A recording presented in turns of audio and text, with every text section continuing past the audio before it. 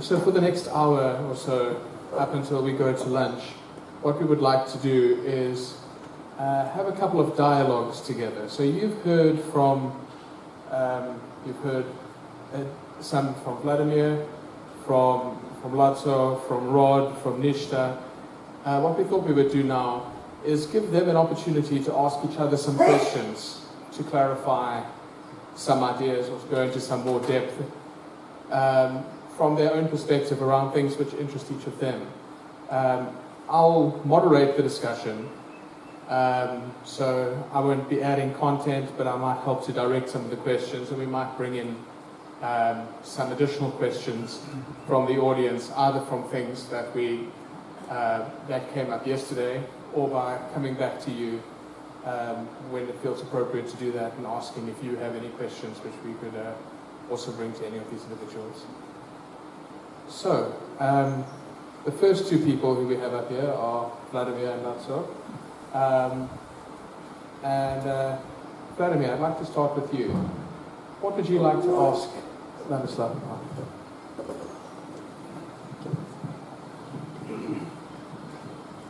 There is much to talk about what Ladislav is doing. Ladislav is doing. We call him Ladislav. That's a shorter name and more beautiful.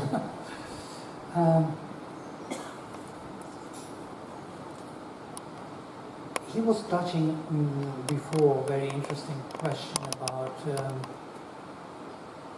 the difference of mantra and music.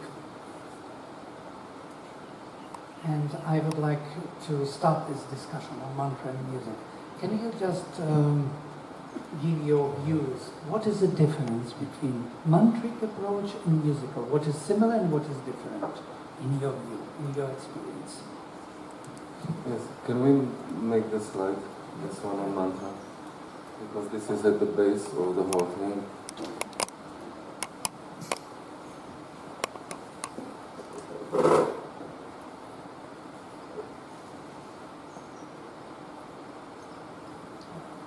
This is.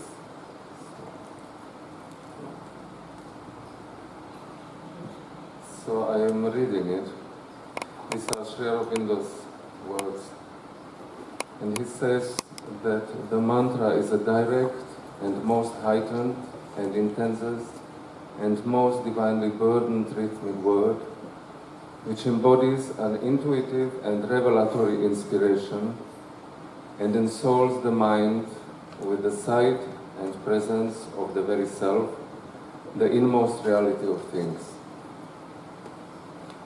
This is the one. And the other one, he says, the mantra, poetic expression of the deepest spiritual reality, is only possible when three highest intensities of poetic speech meet and become indissolubly one. A highest intensity of rhythmic movement, the highest intensity of interwoven verbal form and thought substance, style, and a highest intensity of the soul's vision of truth. But it is only at a certain highest level of the fused intensities that the mantra becomes possible.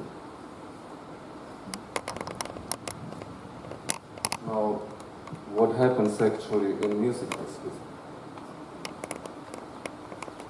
It is we have spoken yesterday of the senses, and each sense has the power to become inspired towards the divine and towards the absolute. And in that sense, music becomes mantric, because the sense of the eye looks towards the infinite, and it sees the infinite all over. It doesn't see any limitations. And you can install it, and you can make it vibrate, and that what you will hear will reveal that what you have seen. And that will become an idea that will form as something concrete in your mind, which again will be revealed. So it is a process of becoming, of constant becoming. So happened some extra natural things which means that when you prepare a concert, you start working on these things, and intuitions start coming. Intuitions start coming into, it is also in the process of teaching, intuitions start coming into that very stuff that touches, into that very stuff that sees, into that thoughts start coming, which are of much bigger amplitude, much bigger sense than usual. You know, you should do it like this and you should do it like that. And these huge thoughts, these infinite thoughts. And that was also my thing. Yesterday we had this group, thanks to you. And in this group came something up which the question, we have education of all our capacities, we have education of the body, education of the mind, if you want, even though limited, but there is no education of the emotion. So this education of the emotions, it belongs sort of to a tradition. You should feel like that, and that there is a kind of beauty that was. But it, actually, we are not emotionally not educated. Even mentally, we are not educated. Because for this kind of work, if the music should become mantra, then you need other kind of thoughts. These are not just constructive thoughts, also that one, but each constructive thought becomes an opening to a much vaster thought of your being. That's what I called yesterday, this vertical line. The vertical line for me is not just a vertical line because of some kind of necessity. It is a constructive, kind of infinite view on presence of the highest possible, to which you just humbly, with this, what are they called?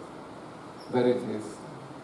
So you imply all the verities then, on that instant, that you are there calling to for some answer of that intuitive mind, which shall install that what you are doing, which will then be revelatory of the very self of ourselves. That will reveal. I find that music is one of the best means to enter into that whole field.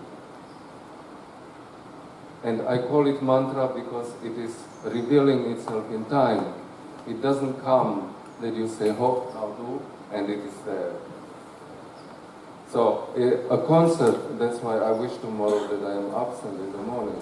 If you say, no, it's fine, I will be here. But music requires that kind of preparation, that you are in that atmosphere. And one more thing I want to say, that you have to create space. You have to create space with these faculties of vision, of hearing, of touch. They become creative. Now, what the vision does, it creates these infinite spaces. May I demonstrate?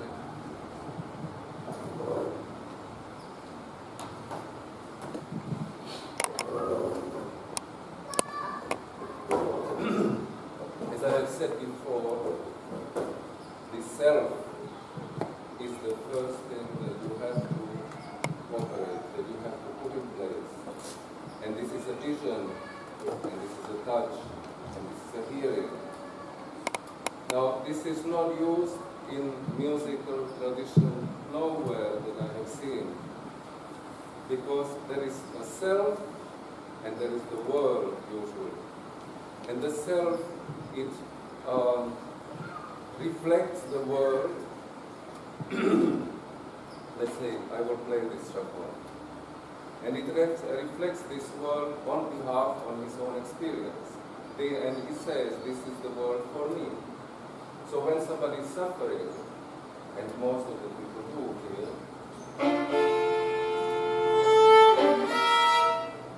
this is suffering. I am screaming.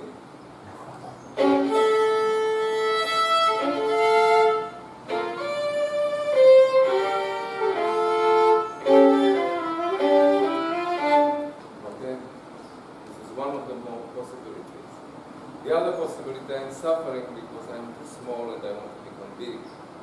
So I make you see how big I am and how much I can do with the violin and with the technique. And in front of you, in front of your experience, you go out and I have become bigger in front of your eyes. If it goes for that, what we are calling mantra, it becomes completely a different matter. Because there is no more this need for it. So you, by erecting this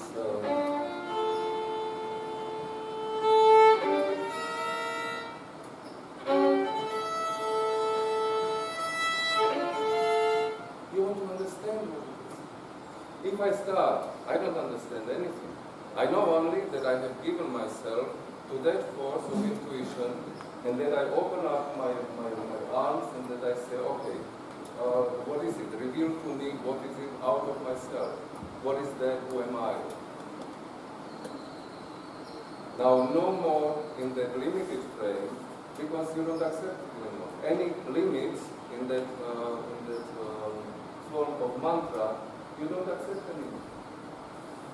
So you have to, you go for something and you look for something which has that quality of limitlessness. So you call into it, and thus you create the space. And each step that you do, it will lead you to the limitlessness. So it will sound different, and it is no more a question, he did a mistake here, he did a mistake there, because this is absolutely out of place.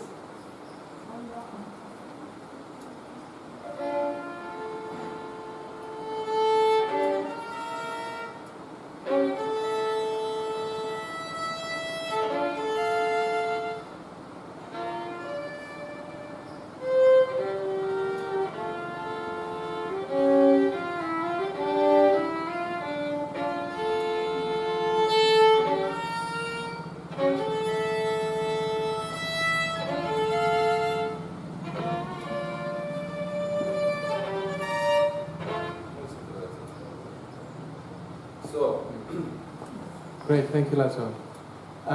Vladimir, is there, taking out of that, are there any particular points that you want to hone in, mention, or clarify further? Right. This is what is that unity aspect of mantra and music. They are coming from the highest source, and to be translated in terms of instrument of our mind, life and body, and the instrument which is extension of our body. This is just an extension of the physical body which you use to transmit that mantra to the outer hearing.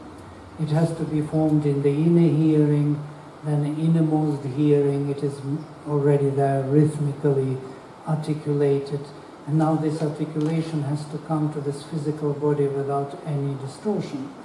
And if it is without distortion, then we hear that articulation from innermost to the outer being, and then it makes this magical change.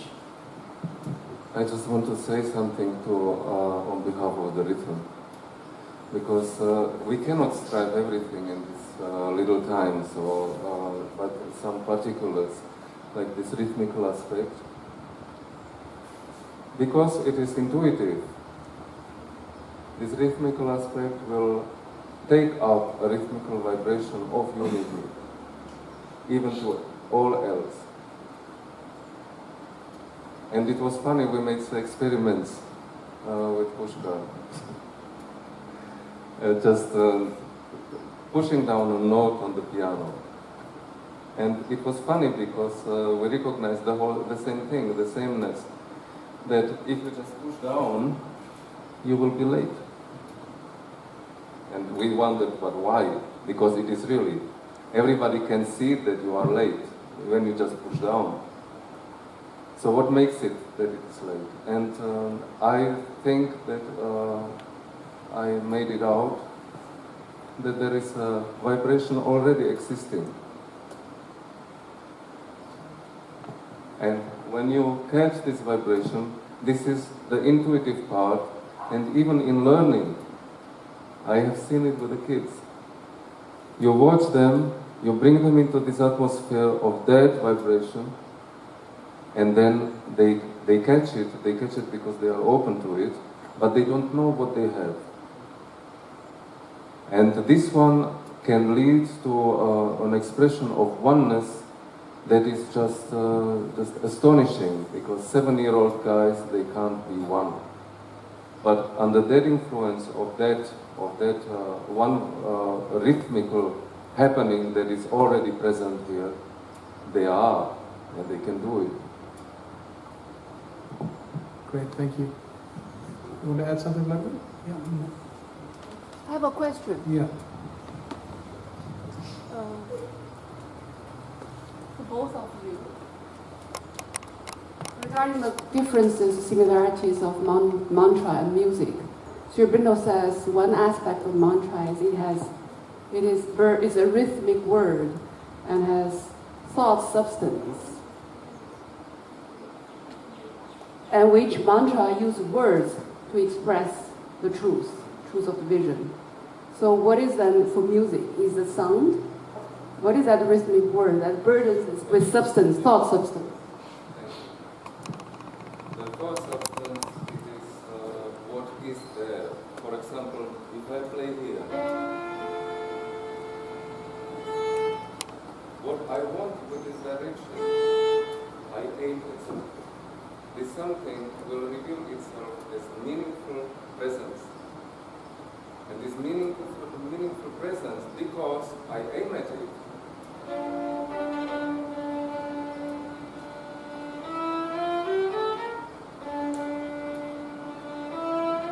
And you can hear it, that in every note you can hear that thing, pointing finger. If I speak to you something meaningful, I look at you and I am speaking to you. And if I speak to you, I look at you and I speak to you. You are two different persons. I will speak in two different ways. I will look in two different ways. Everything will be different. So this one is speaking. I have to communicate to you something else than to you. Now imagine that I am communicating with something which is absolute. And this is, Yeah, I think that this question about the substance is the thought substance is exactly in those faculties of consciousness that the mind is holding on to something. It is holding on to the direction, it is holding on to that revelation, it is identifying this, what comes as music, as one's own self. It is feeling it, feeling all the time it. It looks at it with this particular look, so to say. Looking at it as such is different thing than feeling it, making one's own. And this is happening inevitably there. Without this, he would not be able to play any note. He has to hold it as himself. So he holds this music as himself, and then he looks at it as such, but after holding it as himself, and then he relates it into all other meanings, comprehensions, whatever are coming with it, to the whole world projected, or deeper time, or future time. You can look everywhere with this holding then later.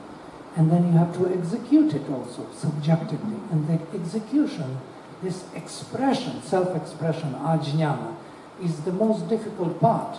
There, your instrument had to be totally tuned towards that music which is coming down. These are four faculties or hidden secret operations which are executed in music, in my view. I'm just adding to this where is thought substance. It is there, of course it is. And Vladimir, so that's from this adhyatmic perspective, these secret operations. But if we consider this from the adhidaivic perspective, we have the apprehensive consciousness, which is hearing, and we have the comprehension of that. Apprehensive is seeing and comprehensive is hearing. Yes, Hearing sorry. is comprehensive. Yeah. Okay. Thank you. While I don't disagree with anything that you have said, I would like to have your views on that mantra could actually be a set of vibrations by design to produce some transformation, either in the individual or in nature. And to that extent, the intention and the mind behind the person who is chanting this is also important. And we also hear stories of, for example, there was a famous singer in Indian history called Tansen who could produce rain by using a certain raga or something like this. So would you like to share something on what you think about that? I never tried that. I know that it works. There was a friend of mine who has some 18 years ago, he came here, he played Hanzavina, and he has played, unfortunately, some rain raga. Unfortunately for us, because we were staying 3 days without electricity. There came such a storm. And I know about Indian music. I have heard another player, and he was not extraordinary. He was rather stupid. But when he played, then I saw something happening which I don't experience so much in Western music. And it was 3 rings were coming down. I don't know how to describe it. It was just 3 rings that were coming down. But I know of someone who had a similar experience with Western classical music, and it was with the Beethoven violin concerto. And there came 4 huge figures into the room. They came before the concert, they stood each one in a corner, and they left when the concert was done. So it exists something like this, some parallel things. And when I play, sometimes I have the feeling that I have around me a huge public. So when I leave the room, I have the feeling. Excuse me, but I am not alone here. So this can happen as a personal experience, but you never will know if it is true or not. But one thing I have to tell, that when you are preparing for a concert, then strange things start happening. Because you come into spheres that you don't know of, and it produces effects, revelatory effects, on behalf of the mantra. That's why I am mentioning it. That you don't even understand. They just happen, and that you go out like out of a kind of atmosphere which is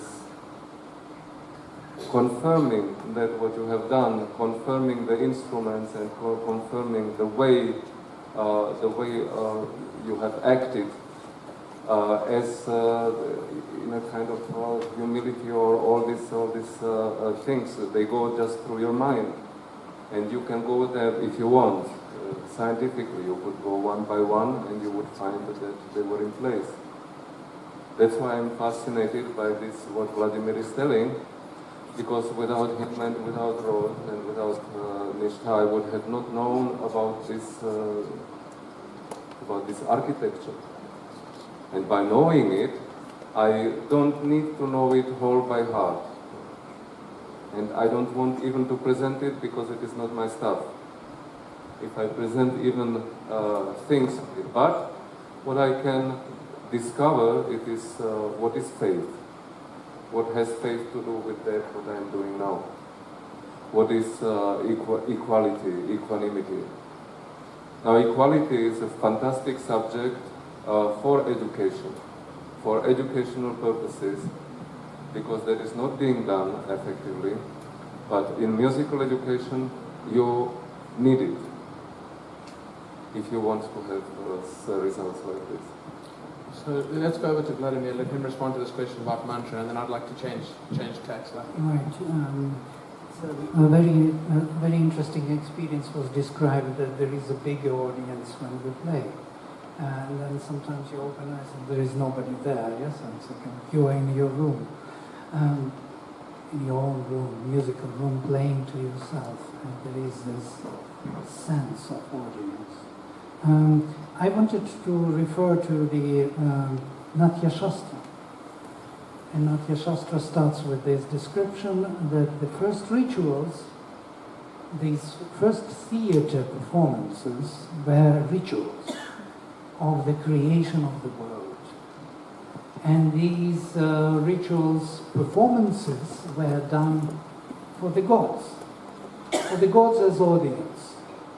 Gods were all rushing, coming with joy, watching this beginning of the world performed by men. And then they were going, when the performance was over. What happened later, Natya Shastra says, that the audience changed. From that audience of heaven, it became audience of human beings. They started to come and to enjoy it.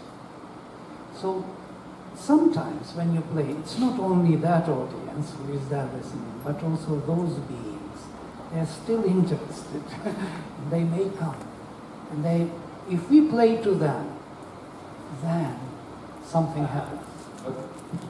My question is on this behalf, because when we speak, and this I wanted to mention it also, that these faculties are gods. They are not just instrumentation of some kind, but behind there are actual entities. Right.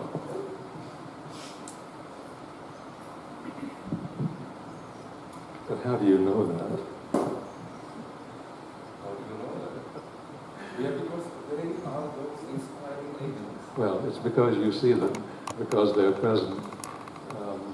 And so I wanted to mention that in Savitri, there's a proof. There's a way to prove that this is not just poetry; it's mantra. And it corresponds to the question that's asked behind about the power of mantra to manifest states of consciousness or states of matter. And if the Shruti is what it says that it is, and if it is this consciousness known as Vijnana that has the connection with all the elementals and all of the indriyas and all of the faculties, then of course it should work. It should have effects. So for example, one of the cantos that I've been working with quite a bit recently is in the book of the meeting of Satyavan and Savitri, and in the second canto of that book, Book 4, Sri Aurobindo uses a number of images to describe the presence of Savitri, this new consciousness, this emanation of the Divine Mother that is personified by this word. And he mentions her, he speaks of her as being the gift of a revealing hour. And anyone who reads a canto of Savitri, which usually takes about 45 minutes or so, can have the experience after that reading of this quality of it having been the gift of a revealing hour. And in that same canto, he describes her as the very room and smile of musing space. So if you read that section of that canto, and I've had this experience a number of times recently with groups of people, suddenly everyone is in this ambience of the smile of musing space. And it's an effect of having read 120 or 180 lines. And it's not something that your eye picks up and relates to your mind, and that you say to yourself, oh, this isn't a poetic image of something. It isn't that at all. you are actually immersed in that space, and you're smiling in spite of yourself, and you're inundated with this vibration. And he uses the image of her descending in her car of light to the forest floor. And from the Veda, from the Rig Veda, we have this image of Indra in his car of light, bringing the Soma wine, coming in his car of light to enjoy in us the Soma wine. So when that Vedic hymn is chanted repeatedly, it generates that energy of delight, which is also a seeing of a presence which can be described as a car of light. And at that moment, this is not a poetic image on the page at all. It's a dynamic experience of something which that image can never explain or never describe or never symbolize, because it becomes a presence. So the yogi who is doing that knows that this is a possibility, and that is a possibility of that speech which has been created by the seer. And it's the seer's intention for that to be an experience. But there's no planning by the mind that can make that happen. It's in the speech itself. So Savitri is absolutely replete with experiences, and that's its purpose for existing. Thank you, Rod. A short answer to Rod, and I will pass it to you. Okay, and then I would like to move on to a different topic. Right, the mantra, because my question was about mantra and differences. So the difference in expression here, when the instrument is expressing it, when he articulates music in accordance with the higher articulation, would be the part where we speak the word in the mantric sense. So to say, in the mantra it is the verbal word which is charged with meaning at the same time within the language, whereas here within the articulation of music a particular approach. But what I wanted to say to Rod, it's not only no symbolic meaning of the imagery, which is used only for the transmission of the force, as you presented. It is also, and this is a wonder how, also a work of these symbols which are used for this particular transmission. They are not arbitrarily chosen. They are chosen with very great care of the mind. And Vedic rishis say about this, they say that we build the Vedic hymns as the carpenter builds the chariot to bring us up to heaven.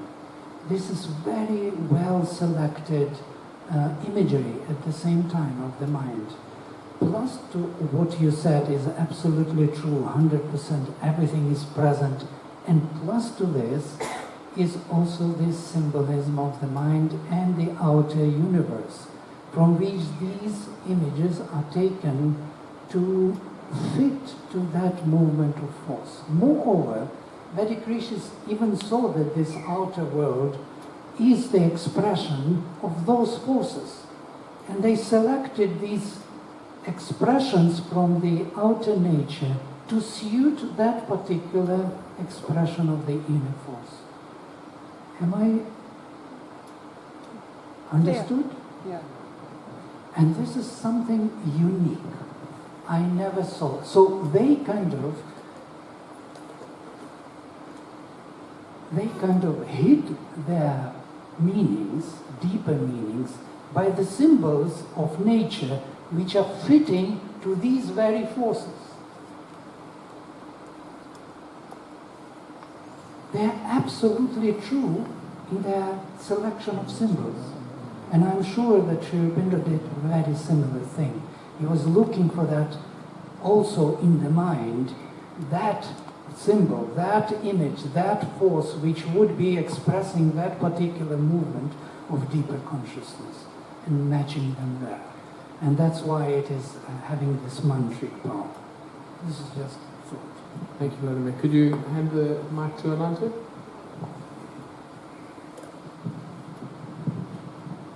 Thank you, Vladimir, Ladislav, Matthew and friends. I'm joining you today. I'm Ananta Giri. Now, with both music and mantra, I think both of you, quite understandably, are relating it to the dynamics of self, soul, and the world. But both these are also fields in which other core souls participate. It is with that spirit. Rod mentioned about the dimension of transmission.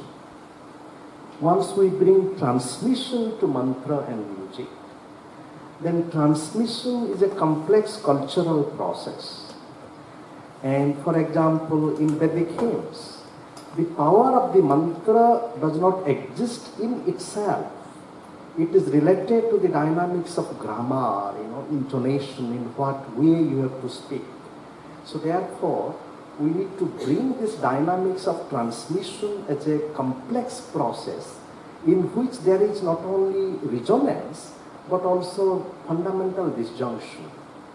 And similarly with you, Ladislav, such a very fascinating journey of your musical journey, but one is also inspired to think this field of music, movement and meaning, like you played two ways and you say that one expresses particularly this emotion, the other. But how do we know that there is this correlation between this playing and this perception of meaning? Because the perception of meaning does not just lie in the mind of the performer, it also lies in the people who hear. So I just wish to bring this complex field of perception, which is beyond the mind of the musician, and it also depends upon the quality of consciousness of the hearer as part of a complex field. Thank you, Ananta. I think it's a great contribution.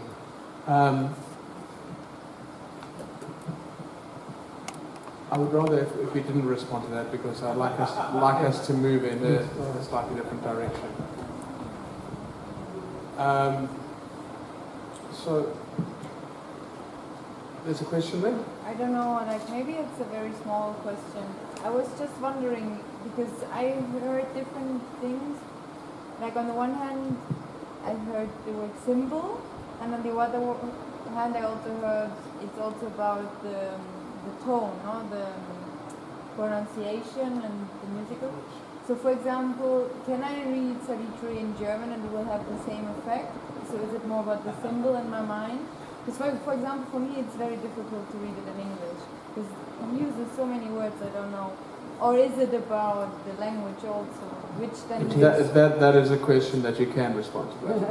Thank you. I think it is about the language. You're absolutely right. We choose from language, articulation, grammar, all the tools which are needed for creation of this mantra.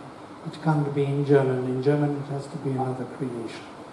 The shadow of the meaning you will get in German, and if there is somebody very skillful, he can create similar thing, but it won't be the same mantra, no way. And one more thing, one response to you, which is very valuable, I think, that the perception is not only in the player, but also in the audience and those who listen to it. I asked once one singer, very famous singer, and said, are you always in this good state to sing it so true, so valuable for us? It was so touching, so deeply moving. He said, no. Many times when I give some presentations or lectures, I thought it was so good. People say it was not so good as it was before. Before I thought it was so bad. I was so dull. And it was very good for people, it seems. I saw this many times. What I think for myself is not the same for what it is for people, because they were inspired, they were looking for the meaning. You maybe even articulated it not in the way it should be, but they re-articulated it, as Porter is always re-articulated in our mind. Porter's theory is not that we are listening to Dhvani, to the Prakrita Dhvani, to Vaikrita Dhvani. We are listening to the articulations, and we are re-articulating any sound in our inner self. And while re-articulating, I can replay your music in myself in a way which is very inspiring for me. And in that sense, you are very right. So it's not necessarily that it is only one way coming down. It may come down to you, but not come down to me, because I'm blocked and I'm not perceptive. But it didn't come down to you, but it came down to me, because I re-articulated it. So it's a very valuable thing. Thank you. So can you... Please go ahead. I wanted to respond to this question about language. And you said, it's difficult to read in English. It's not about reading. This is the problem. So when we experience that very room and smile of musing space, this is, the intention which is there in, like I said, 120 or 160 lines, and each of those lines by itself doesn't do that. So it comes about as a shift in your inner atmosphere, and there can be a room full of people who never heard of Savitri before, who can feel that happening, that shift happening in the space. And I've had this experience many times. So then the question is, whether it's a translation or whether it's the original, is it happening? And Sri Aurobindo says that in his commentary on poetry, that when you see and when you hear and see the thing itself, then you know it's mantra. If you're just reading text and thinking about it, and these are just images, and you're not having that experience of the shift, then it's not. And that's my opinion anyway. Okay, thank you. All right, I'm going to change direction, Nishtha. I'm going to ask if you could come up and join us. And so I would like to ask a question. You can stay as well, Vladimir. I'd like to ask a question to all three of you.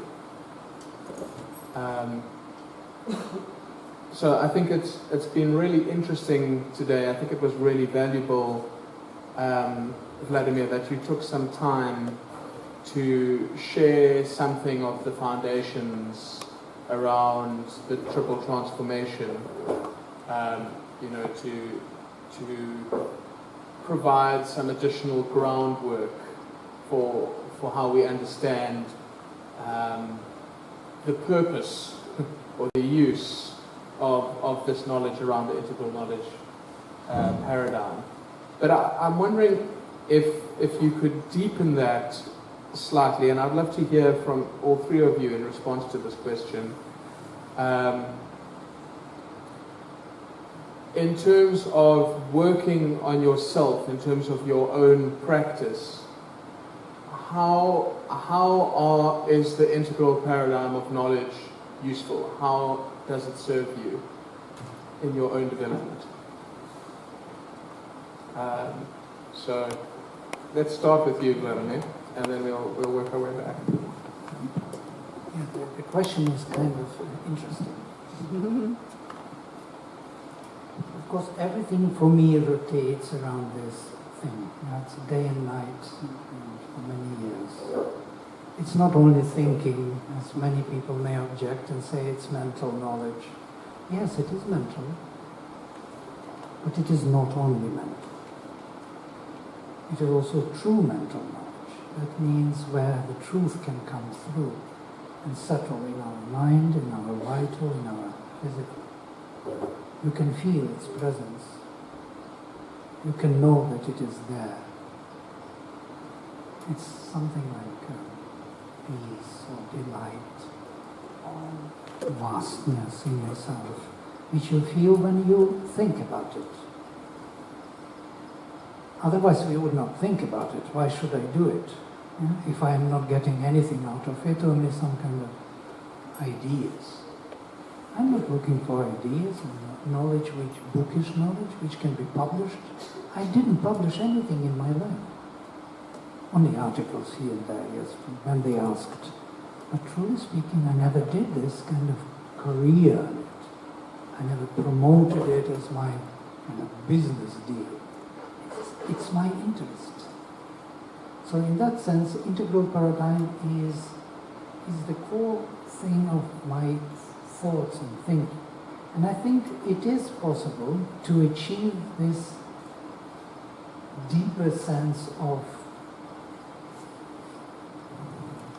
integral knowledge, which means that I will be able to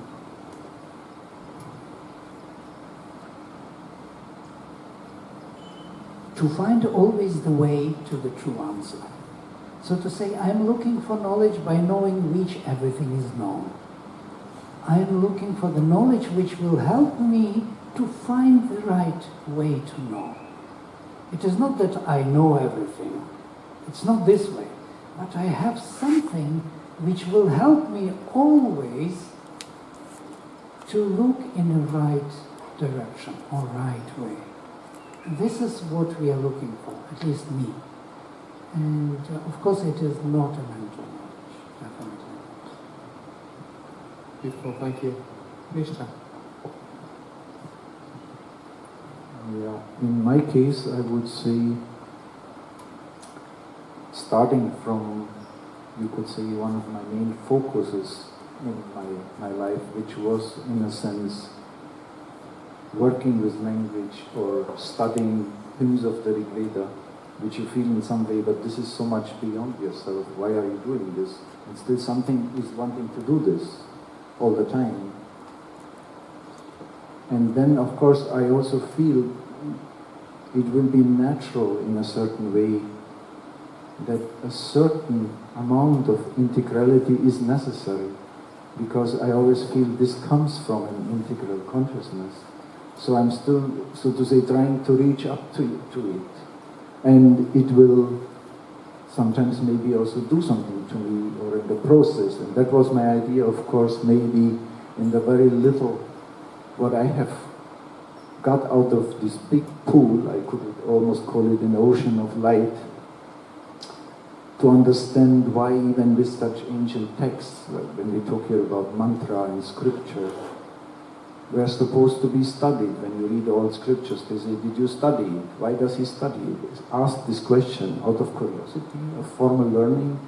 I understood it can't be that, because it means to expose yourself to this knowledge, trying in a way to approach it. This is the way of your growth. That's what I always understood. So, in a way, trying to grasp something which is beyond me, but something in me there is also, somehow that knower is also there. So it is, in a way, this alignment of this. There is somebody who intuitively seems to know what he is doing, what he's all about, almost identifying with it, and still discovering it all the time in a certain way. And this is also interesting. So I would say this is also my experience, that sometimes you can't distinguish it anymore. Are you the discoverer or the knower? And it's a bit also what Vladimir said in a way. It's also true. And sometimes you feel when you study and you recite and work with your speech and you try to work on your mind, because the mind is necessary. I am not doing mantra mechanically, but at the same time it's a big challenge to put the consciousness. I have to pronounce, I'm listening, and I have to be really understand it. So I feel the mind is involved to that whole thing. It's not a foreign language anymore. And so in that process also you feel as sometimes you are not alone. You also feel actually there are guests around you, and which is in a way interesting, as you feel as if you are in a way tuning into these faculties and verities, which in a way you are invoking and you are expressing, and as if there will be always some response to this individual effort from some other domain, call it universal. And of course it will give you a certain satisfaction in which you feel in the true sense, like a musician would also have maybe, and go on your way. And in a way it also tells you it's your way. Thank you. That's one. Will you be reading another mantra today, like yesterday? Will you be reading another mantra today, like yesterday? Or is that not in the program? I imagine we can find an opportunity for that. That would be lovely.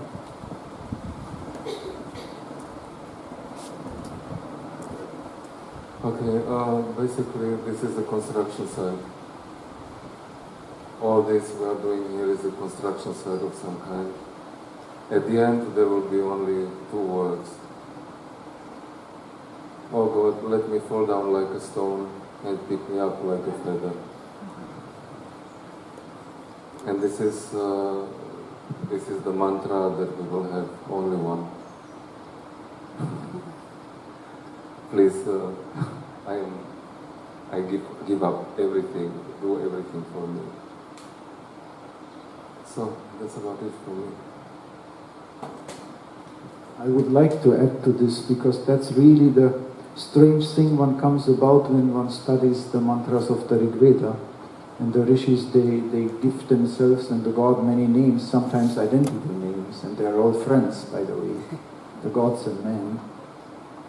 But many times they say, I am the Vipra, which even Sri Aurobindo translates to illumined. He's asking the god for knowledge, for something more, as if there is always something more, and even that state of higher mind or some kind of illumination is always asking the higher powers for something more. And not only that, he will say Namohi, with surrenderings, with Namah. So even in these great seers and giants, you would almost feel this aspect is emphasized all over again and again. With surrender, I call these vaster powers into my being. There is Rishi who explains, actually Sayana explains this, that those who read mantras, the words of the mantra, they call for those devatas, for those universal cosmic powers to be engaged. And while we read these verses, these cosmic beings are being born in us. They are being born while we read them. And this is also the answer to what mantra does to us. These powers are born in our being. Thank you, Vladimir. So I'm going to stop us there. Covered a lot of ground this morning. So Vladimir has taken us a lot more deeply into an elaboration on the integral paradigm of knowledge. We've looked at also at the triple transformation, and then into this dialogue, hearing in more depth about this relationship between music and mantra, a little bit of shared experience here, kind of helping some of that theoretical perspective around integral paradigm to land a little bit more in terms of yogic practice. So thank you for that. What I'd love it if we could do now is do a little bit of what we did yesterday. So if we can just take a couple of minutes just to sit and reflect. We've covered a lot of ground, and focus in really on what is the most valuable learning that you're taking out of this morning. If you could identify one gem that you would like to hold on to, what would it be? And are there any questions that you're still sitting with? Any things which are still unclear? So let's take just a couple of minutes just to reflect on that in silence.